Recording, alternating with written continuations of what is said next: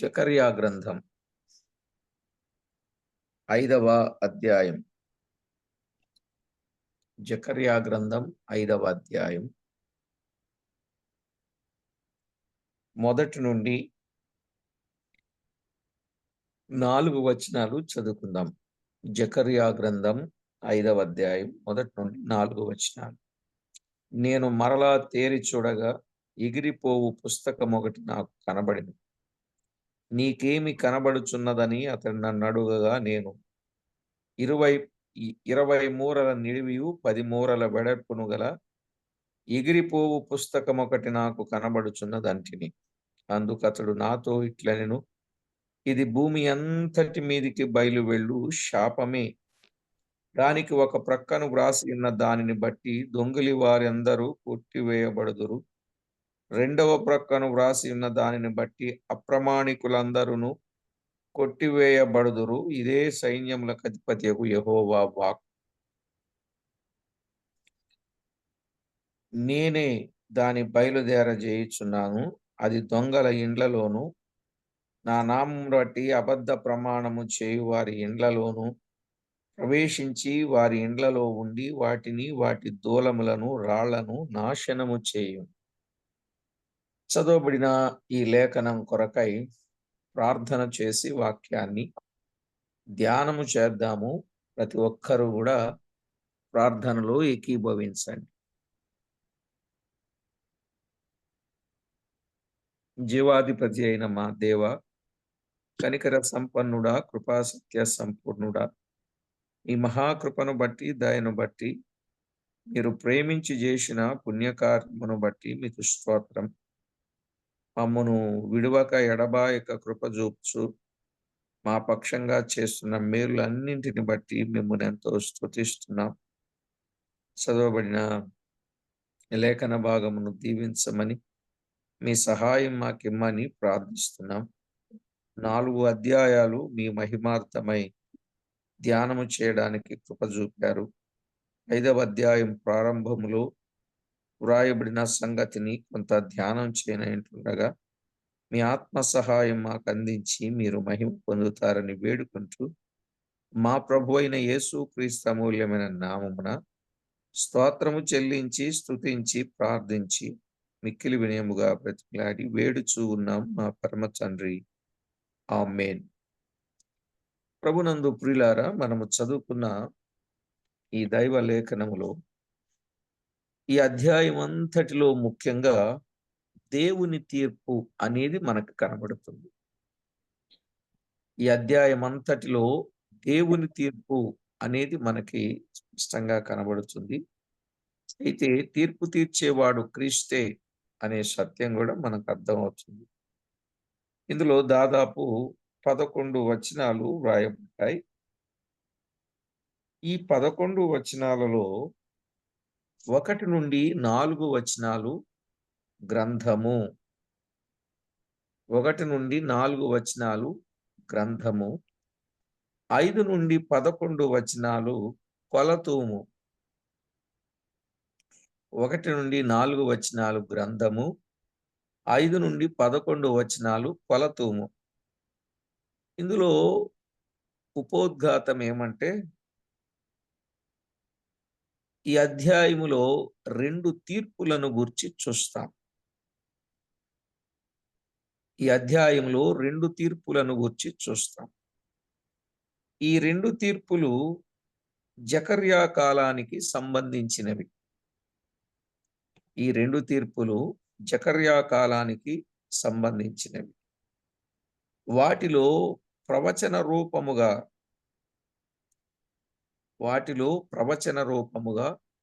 7 ఏండ్ల శ్రమ కాలానికి సంబంధించినవిగా కూడా ఉన్నవి.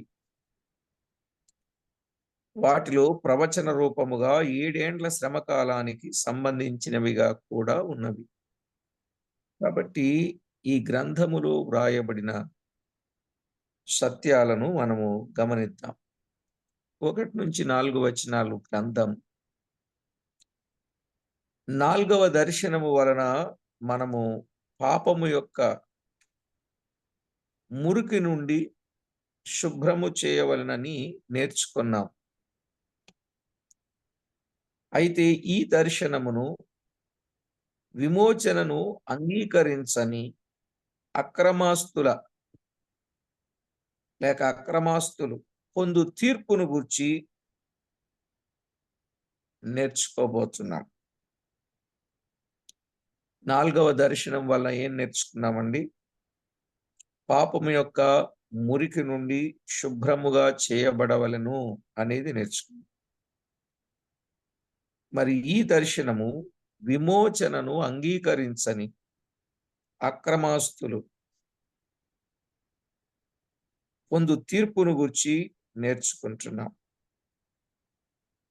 ఇక్కడ మీరు గమనించినప్పుడు 5వ అధ్యాయం 1వ వచనం, నేను మరలా తేరి చూడగా ఎగిరిపోవు పుస్తకమొకటి నాకు కనబడెను అన్నాడు. ఎగిరిపోవు పుస్తకమొకటి నాకు కనబడెను. గోడకు వ్రేలాడదీయబడిన ఒక పటము వలె ఈ పుస్తకము కనబడుట అక్కడక్కడ మనము చూస్తాం. ఎటు వదలకు. దేవుని వాక్యములో వ్రాయబడిన మాట మనము జాగ్రత్తగా గమనించినట్లయితే, ఓ ప్రియులారా,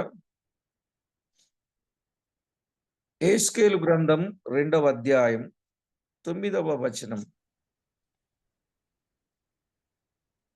యెహెజ్కేలు గ్రంథం 2వ అధ్యాయం 9వ వచనములో ఈ గ్రంథమును గూర్చిన విషయాలు మనకు స్పష్టంగానే తెలియబడ్డాయి.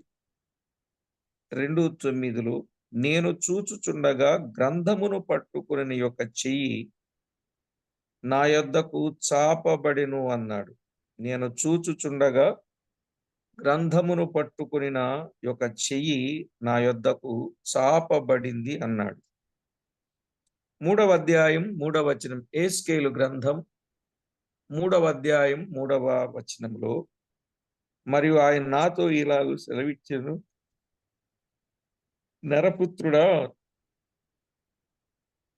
నేనిచ్చుచున్న ఈ గ్రంథమును ఆహారముగా తీసుకుని దానితో నీ కడుపు నింపుకుని నాతో సెలవీయగా నేను దాని భక్షించి తిని అది నా నోటికి తేనె వలె మధురముగా నుండెను అన్నాడు. చూశారా దైవలేఖనములు? అక్కడక్కడ ఈ పుస్తకము యొక్క విలువలను మనము గమనిస్తాం. ఇక ప్రకటన గ్రంథం 5వ అధ్యాయం 1 నుండి 7 వచనాలు. ప్రకటన గ్రంథం 5వ అధ్యాయం 1 నుండి 7 వచనాలు మనము చదువుకున్నట్లయితే అక్కడ కూడా గ్రంథము కనబడినట్లుగా మనము చూస్తాం.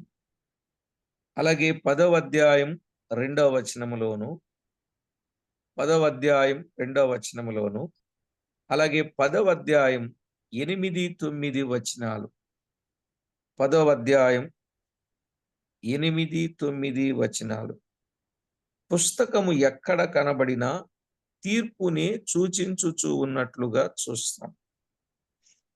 పుస్తకం ఎక్కడ కనపడినా తీర్పునే సూచించుచూ ఉన్నది. ప్రకటన గ్రంథం 20వ అధ్యాయం 12 నుండి 13లో కూడా, ప్రకటన గ్రంథం 20వ అధ్యాయం 12 నుండి 13లో కూడా తీర్పు తీర్చుటకు గ్రంథములు విప్పబడిన దర్శనము చూస్తాం. తీర్పు తీర్చుటకు గ్రంథములు విప్పబడిన దర్శనము చూస్తాం. ఇక్కడ కనబడిన పుస్తకము కూడా ఇశ్రాయేలుకు రానయున్న తీర్పును సూచించేదిగా ఉన్నది. మొదటి 5 దర్శనములలో చూపబడిన దేవుని కృపను త్రోసివేసి కలుగబోయేది దేవుని తీక్షణమైన తీర్పు.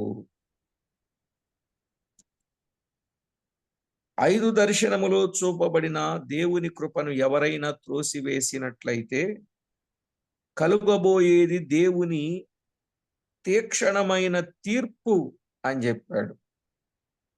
రోమిలకు రాసిన పత్రిక 2వ అధ్యాయం 4-5 వచనాలు మనము గమనించాలి. రోమిలకు రాసిన పత్రిక 2వ అధ్యాయం 4-5 వచనాలు చదివితే ఏయ్, తెరక అంటిస్తున్నావు. నాకు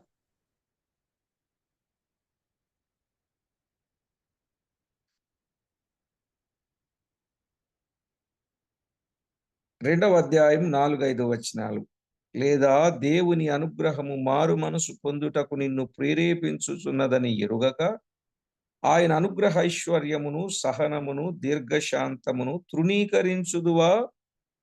నీ కాఠిన్యమును మార్పు పొందని నీ హృదయమును అనుసరించి ఉగ్రత దినమందు, అనగా దేవుని న్యాయమైన తీర్పు బయలుపరచబడు దినమందు నీకు నీవే ఉగ్రతను సమకూర్చుకొనుచున్నావు అన్నాడు.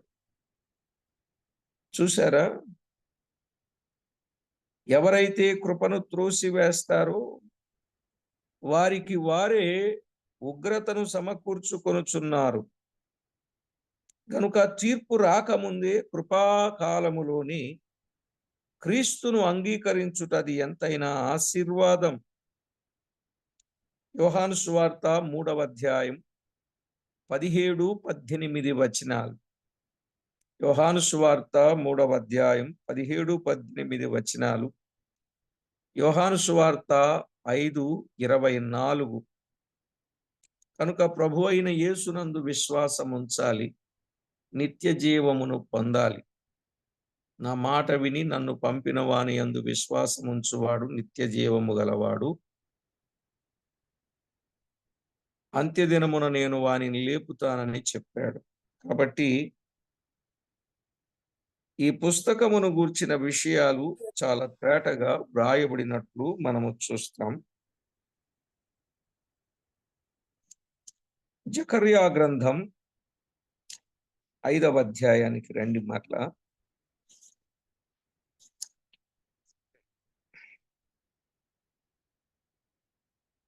2వ వచనం, 5వ అధ్యాయం 2వ వచనం. నీకేమి కనబడుచున్నదని అతడు నన్ను అడుగగా, నేను 20 మూరల నిడివియు 10 మూరల వెడల్పును గల ఎగిరిపోవు పుస్తకమొకటి నాకు కనబడుచున్నదంటిని. ఇక్కడ మనము ఒకటి ఎగిరిపోవుచున్న పుస్తకము అది కనబడినట్లు చూచాం. ఇప్పుడు రెండవది పుస్తకము యొక్క కొలతలు చెప్పాడు. 20 మూరల నిడివి 10 మూరల వెడల్పు కలిగిన పుస్తకం అన్నాడు. ఇందులో 3 పదులు కనబడతా ఉన్నాయి కదా. 20లో 2 పదులు, మరొక 10. బైబిల్లో 10 అనే సంఖ్య పరీక్షకు, శ్రమకు సూచన. 10 మీకెక్కడ కనపడినా పరీక్ష, శ్రమ, అంతేకాదు తీర్పును సూచించుచూ ఉన్నవి. తీర్పును కూడా సూచించేవిగా ఉన్నాయి. ఇప్పుడు దానియేలు స్నేహితులు 10 దినములు పరీక్షింపబడ్డారు కదండి. దానియేలు తన స్నేహితుడు 10 దినములు పరీక్షింపబడిరి. అలాగే 10 మంది కన్యకలు. ఈ 10 మంది కన్యకలు పరీక్షలో 5గురు లోపల ప్రవేశించిరి, 5గురు విడువబడిరి. ఇక ప్రకటన గ్రంథం 2వ అధ్యాయం 10వ వచనములో 10 దినములు శ్రమ కలుగును అన్నాడు. 10 దినములు శ్రమ కలుగును.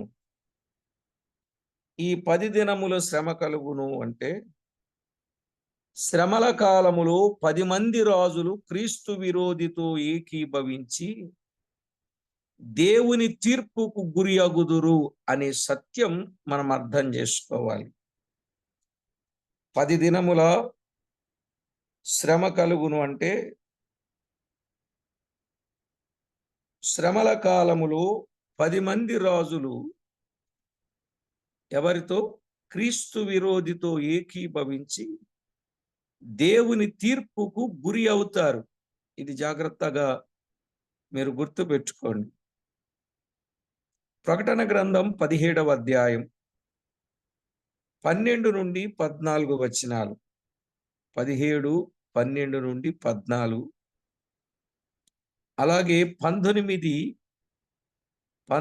నుండి 21. కనుక 10 అనే సంఖ్య తీర్పును సూచించుచు ఉన్నది, లేదా పరీక్షను సూచించుచున్నది.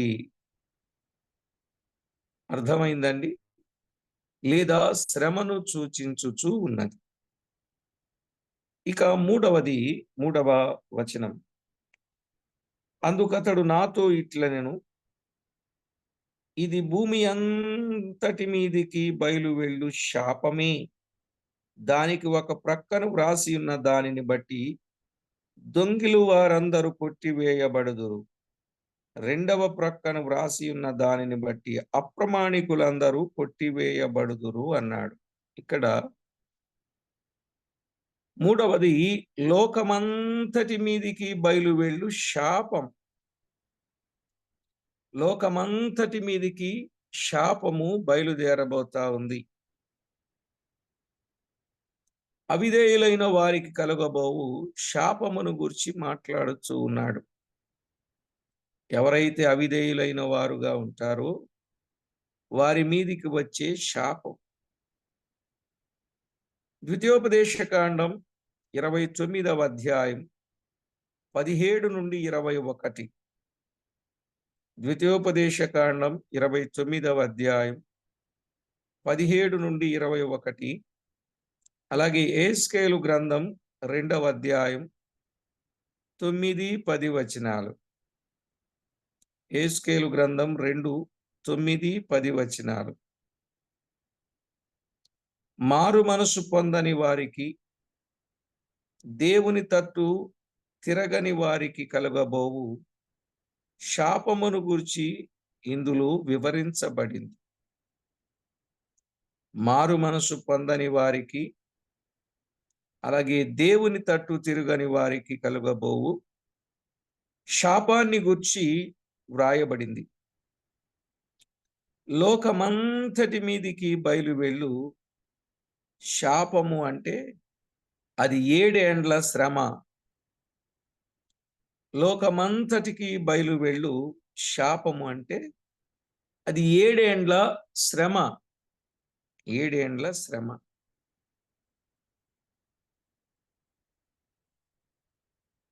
ఇది శ్రమకాలానికి సంబంధించిన పదము. ప్రకటన గ్రంథం 3వ అధ్యాయం 10వ వచనాన్ని మనము చదివినప్పుడు, ప్రకటన గ్రంథం 3వ అధ్యాయం 10వ వచనం చదివినప్పుడు మనకు అర్థమవుతుంది. ఇశ్రాయేలీలకు కలుగబోవు శ్రమలను గూర్చి మాట్లాడుచు అంత్యదినములలో కలుగబోవు తీర్పును గూర్చి వివరించుచు ఉన్నాడు. ఇశ్రాయేలీలకు కలుగబోవు శ్రమలను గూర్చి మాట్లాడుచు అంత్యదినములలో కలుగబోవు తీర్పును గూర్చి వివరించుచున్నాడు. కాబట్టి ప్రభునందు ప్రియులారా, దైవ గ్రంథములో వ్రాయబడిన వాస్తవిక సత్యాన్ని ప్రతి ఒక్కరూ మీరు గుర్తించండి. లోకమంతటి మీదికి బయలు వెళ్ళు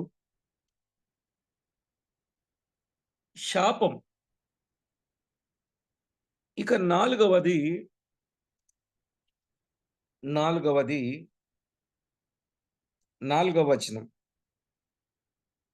ఇదే సైన్యములకు అధిపతియగు యెహోవా వాక్, నేనే దాని బయలుదేరజేయుచున్నాను. అది దొంగల ఇండ్లలోను నా నామమును బట్టి అబద్ధ ప్రమాణము చేయు వారి ఇండ్లలోను ప్రవేశించి వారి ఇండ్లలో ఉండి వాటిని, వాటి రూపములను, రాళ్లను నాశనము చేయును అన్నాడు. కనుక ఈ పాపము ఎక్కువగా మానవుని యొద్దను, కొంతవరకు దేవుని యొద్ద చేయు పాపం. మానవుని యొద్ద, కొంతవరకు దేవుని యొద్ద చేయు పాపం. నిర్గమాకాండం 20వ అధ్యాయం 15వ వచనం. నిర్గమాకాండం 20వ అధ్యాయం 15వ వచనం. లేవియాకాండం 19వ అధ్యాయం 11వ వచనం. లేవియాకాండం 19వ అధ్యాయం 11వ వచనం. ఇక మలాకి గ్రంథం 3వ అధ్యాయం 8, 9 వచనాలు. మలాకి గ్రంథం 3వ అధ్యాయం 8, 9 వచనాలు. ఇక్కడ మనము గమనించినప్పుడు మానవుని యొద్ద పాపము చేసినట్లు దేవుని యొద్ద పాపము చేసినట్లు మనము గుర్తిస్తాం. ఆకాను చేసిన పాపము ఇదే, ఆకాను చేసిన పాపం కూడా ఇదే. అది దేవునికి విరోధమైన పాపం గనుక దేవుని శాపమునకు అతడు గురి అయ్యాడు. అర్థమైందండి? దేవునికి విరోధమైన పాపము చేశాడు గనుక దేవుని శాపమునకు గురి అయ్యాడు. యెహోషువ గ్రంథములో 7వ అధ్యాయములో, యెహోషువ గ్రంథం 7వ అధ్యాయం 11వ వచనం మరియు 20 నుండి 26 వచనాలలో వ్రాయబడి ఉన్నది. యెహోషువ గ్రంథం 7వ అధ్యాయం 11వ వచనం, 20 నుండి 26 వచనం. కనుక దేవుని పిల్లలలో ఏ పాపము ఉండకూడదు.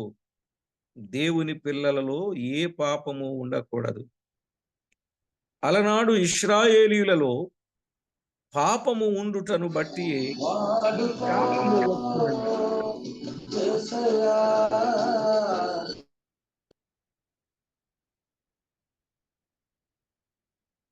జాగ్రత్తగా మీరు గమనించాలండి. దేవుని పిల్లలలో ఏ పాపము ఉండకూడదు కదా. కానీ అలనాడు ఇశ్రాయేలీయులలో పాపము ఉండుటను బట్టి ఈ శాపము వచ్చునని జకర్యా ద్వారా చెప్పుచూ ఉన్నాడు. నేటి దినాలలో దేవుని పిల్లలు దొంగిలించకూడదు. దేవుని పిల్లలు దొంగిలించకూడదు. ఎఫెసీ పత్రిక 5వ అధ్యాయం 27, 28 వచనాలు. ఎఫెసీ పత్రిక 5వ అధ్యాయం 27, 28 వచనం. అది ఇస్కరియోతు యూదాలో ఉన్న పాపమే. ఇస్కరియోతు యూదాలో పాపం ఉన్నది కదా. డబ్బు సంచి తన దగ్గర ఉండుటను బట్టి దానిలో ఉన్న దానిని దొంగిలించుచూ వచ్చెను అన్నాడు. యోహాను సువార్త 12వ అధ్యాయం 4, 5 వచనాలు. యోహాను సువార్త 12వ అధ్యాయం 4, 5 వచనాలు. సాతానుకు దొంగ అనే పేరు ఉందండి. సాతానికి ఏమని పేరుంది? దొంగ అనే పేరుంది. యోహాను సువార్త 10వ అధ్యాయంలో 10వ వచనములో దొంగ దొంగతనమును, హత్యను, నాశనము చేయడానికి వచ్చును అని సాతాను కొరకు చెప్పబడింది కదా. దొంగ దొంగతనమును, హత్యను, నాశనమును చేయడానికి వస్తాడు. కనుక దేవుని పిల్లలు యథార్థవంతులుగా ఉండవలెను. దేవుని పిల్లలు యథార్థవంతులుగా ఉండాలి. మరియు ఇతరులు దొంగిలించిన వాటిని తక్కువ ఖరీదుకు అమ్మిన దేవుని పిల్లలు తీసుకొనకూడదు. ఏమండి? కొన్నిసార్లు కొన్ని వస్తువులు దొంగిలించిన వాటిని తక్కువ ఖరీదుకు అమ్మేవాళ్ళు ఉంటారు. అలాంటి వాటిని దేవుని పిల్లలు తక్కువగా వస్తుందని తీసుకోకూడదు. తిమోతికి రాసిన మొదటి పత్రిక 5:22. పరుని పాపములలో మనము పాలివారముగా ఉండకూడదు. పరుల పాపములతో పాలివారముగా కాకూడదు. దొంగిలించినది ఆకాను ఒక్కడే గాని ఆకాను కుటుంబీకులు ఎరిగి కూడా అందులో పాలివారైనారు. అర్థమైందండి? దొంగిలించిన వాడు ఆకాను ఒక్కడే. ఆ సంగతి ఎరిగిన కుటుంబీకులు ఏం చేశారు? అందులో పాలివారయ్యారు. గనుక అంటే పాలివారయ్యారంటే ఆయన చేసిన విషయాన్ని సమ్మతించారు. గనుక ఆకాను కుటుంబం అంతా నాశనమైపోయింది. అర్థమైందండి? ఆకాను కుటుంబం అంతా నాశనమైపోయింది. గనుక దేవుని పిల్లలు బహు జాగ్రత్తగా ఉండాలి. దేవుని ఎదుట దొంగిలించకూడదండి. దేవుని ఎదుట దొంగిలించరాదు. అనగా దేవునికి ఇవ్వవలసిన సొమ్ము ఇవ్వనట్లయితే అది కూడా దొంగిలించినట్లే గదా! దేవుని సొమ్ము దేవునికి ఇవ్వకపోతే అది దొంగిలించినట్లే. నేటి దినాలలో అనేక మంది దేవుని భాగము దేవునికి ఇవ్వకపోవుట అంత తప్పు కాదన్నట్లుగా అంత సులభముగా ఎంచుచూ ఉన్నారు. అది దేవుని సొమ్ము గనుక లేవియాకాండం 27వ అధ్యాయం 30వ వచనంలో ఇవ్వనట్లయితే అంటే దేవుని సొమ్ము దేవునికి ఇవ్వనట్లయితే అంటే దొంగిలించినట్లయితే తేటగా ఏమని చెప్తా ఉంది? మలాకి గ్రంథం 3వ అధ్యాయం 8, 9 వచనాలు. మలాకి గ్రంథం 3వ అధ్యాయం 8, 9 వచనాలు. దేవుని సొమ్ము దొంగిలించిన వారు దొంగలు శాపగ్రస్తులనై ఉందురు అన్నాడు కదా! మలాకి గ్రంథం 3వ అధ్యాయం 8, 9 వచనాలు. మరి క్రొత్త నిబంధనలో దశం భాగము కొట్టివేయబడిందా అంటే లేదు. దశం భాగము కొట్టివేయబడలేదు గాని ఇంకా విశాలపరచబడినది. అది కొట్టివేయబడలేదు గాని అది ఇంకా విశాలపరచబడినట్లుగా మనము చూస్తాం. మత్తయి సువార్త 23వ అధ్యాయం 23వ వచనం. అలాగునని కొరింథీయులకు రాసిన మొదటి పత్రిక 9వ అధ్యాయం 13 నుండి 14 వచనాలు. కొరింథీయులకు రాసిన మొదటి పత్రిక 9వ అధ్యాయం 13 నుండి 14 వచనాలు.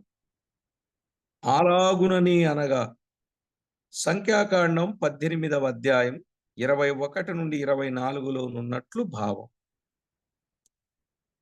అంతేకాదు హెబ్రీ పత్రిక 7వ అధ్యాయం 8లో పాత నిబంధనలో 10వ వంతు సంగతి మాట్లాడుచు ఈ క్రమము చూడగా అనగా క్రొత్త నిబంధన క్రమము చూడగా జీవించుచున్నాడనే సాక్ష్యము పొందిన క్రీస్తు 10వ వంతు ఇచ్చుచున్నాడని భావము మనకు అర్థమవుతుంది.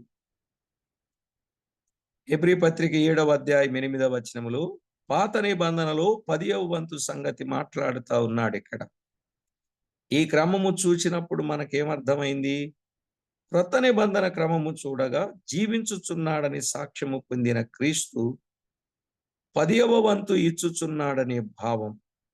అలాగైతే కొరింథీయులకు రాసిన 2వ పత్రిక 8, 9 అధ్యాయాలు చూస్తే 10వ వంతు కంటే ఎక్కువగా ఇవ్వాలన్న భావము కనబడుచు ఉన్నది. దాన్ని కొట్టివేశాడా? విశాలపరిచాడా? విశాలపరిచాడు, కొట్టివేయలేదు. కనుక ఈవేళ దేవుని పిల్లలు దేవుని భాగమును దేవునికి ఇవ్వాలి. ఇంకా వర్ధిల్లిన కొలది ఇవ్వాలి. అలాగాని ఇవ్వనట్లయితే దొంగలమే, శాపమునకు గురి అవుతాం. అనగా ఏదో విధముగా ఆ నష్టము సంభవించును. ఏదో విధంగా ఆ నష్టము సంభవిస్తుంది. గనుక ధారాళముగా ఇచ్చుట ఆశీర్వాదకరము. మలాకి గ్రంథం 3వ అధ్యాయం 10వ వచనం. ధారాళముగా ఇచ్చుట ఆశీర్వాదకరం. ఇక సామెతల గ్రంథములో 3వ అధ్యాయం 9, 10 వచనాలు. 3వ అధ్యాయం 9, 10 వచనాలు. అలాగే కొరింథీయులకు రాసిన 2వ పత్రిక 9వ అధ్యాయము 6, 7 వచనం. 9వ అధ్యాయం 6-7 వచనం. కనుక ఇప్పుడు ప్రభువు కొరకు విత్తుట, ప్రభువు దగ్గర ఫలము పొందుట. అందుకే కొద్ది పంటను విత్తేవాడు కొద్ది పంటనే కోస్తాడు, విస్తారముగా విత్తువాడు విస్తార పంటను కోస్తాడు. వెదజల్లి అభివృద్ధి పొందువారు కలరు, తగిన దానికన్నా తక్కువ ఇచ్చి లేమికి వచ్చువారు కలరు అన్నాడు. ఈరోజు లేమి అనేది ఎందుకు వస్తుంది? ఎందుకు వస్తుందంటే అది మనల్ని బట్టే. కాబట్టి జాగ్రత్త పడదాం. ప్రభు దగ్గర ఫలము పొందాలి. కోత కోయుట అనగా అతి విస్తారమైన ఫలము ప్రభు దగ్గర పొందాలి. మత్తయి వ్రాసిన సువార్త 16వ అధ్యాయం 19 నుండి 20 వచనాలు మనము చదివినప్పుడు మనకు అర్థమయ్యే సత్యం. 30దంతులుగా 60దంతులుగా 100అంతలుగా ఫలభరితమైన జీవితాన్ని మనము కలిగిన వారంగా ఉండాలంటే దేవుని సొమ్ము దేవునికి ఇవ్వాలి. అది 10వ భాగం. కానీ క్రొత్త నిబంధనలో దాని విశాలపరిచాడు గనుక మనము వర్ధిల్లిన కొలది పిసినితనము లేకుండా ఉత్సాహముగాను ధారాళముగాను దేవుని కొరకు ఇచ్చే వారముగా ఉండాలి. ఒకవేళ మీరు అనొచ్చు, అన్నా మనం ఎందుకు ఇవ్వాలి అనంటే, మరి తండ్రి అయిన దేవుడు తన కుమారుడైన యేసుక్రీస్తును మన సొంత రక్షణ కొరకు ఇచ్చాడా లేదా? ఇచ్చాడా అండి? సొంత రక్షణ కొరకు ఇచ్చాడా లేదా? ఇచ్చాడు. తన సొంత కుమారుని మన కొరకు ఇచ్చినప్పుడు ఆయనకు మనం ఎంతిస్తే మన రుణం తీరుద్దండి? ఏమిస్తే మన రుణము తీరుద్ది? ఏమిచ్చినా ఇంకా రుణస్థులమే. ఆయన కుమారుని మనకిచ్చాడు. ఆయన విందుశాలకు మనల్ని నడిపించాడు. ఆ విందును ఆరగించే గొప్ప జీవితాన్ని ఆయన మనకు ప్రసాదింపజేశాడు. గనుక ఇట్టి సత్యమును మనం ఎరిగిన వారమై దేవుని దగ్గర దొంగిలించకుండా, మానవుని వద్ద దొంగిలించకుండా దేవునికి మహిమకరంగా జీవిద్దాం. ప్రతి ఒక్కరూ కూడా ప్రార్థనాపూర్వకంగా దైవ లేఖనాలలో ఉన్న వాస్తవాలు గ్రహిద్దాం. ప్రార్థన చేసుకుందాం. తలలు వంచండి. పరిశుద్ధుడవైన మా తండ్రి, పరమందు ఆసీనుడవైన మా దేవ, మీకు స్తోత్రం. 5వ అధ్యాయం 1 నుండి 4 వచనాలలో ఉన్న కొన్ని అమూల్యమైన సంగతులను ధ్యానము చేయుటకు మీ సెలవైనందుకు స్తోత్రము. మా ప్రభువా, మీరు చేసిన మేలులు ఉపకారములన్నింటి కొరకై కృతజ్ఞత వందనాలు స్తోత్రాలు మీ నామమునకు చెల్లించుచు ఉన్నాం. మా ప్రియ ప్రభువా, అన్ని విషయాలలో ఎల్లవేళలా మీరు మాతో ఉండి మమ్మను కాపాడి నడిపించమని వేడుకుంటూ, ఇప్పుడు విన్నట్లు లేఖనాల వెలుగులో మేము ప్రయాణం చేయడానికి మమ్మను మీరు సిద్ధపరచమని ప్రార్థన చేస్తూ, మా ప్రభువు మా రక్షకుడునైన యేసుక్రీస్తు అతి శ్రేష్టమైన అమూల్యమైన నామమున స్తోత్రము చెల్లించి ప్రార్థించి వినయులమై వేడుచూ ఉన్నాం మా పరమ తండ్రి. ఆమేన్.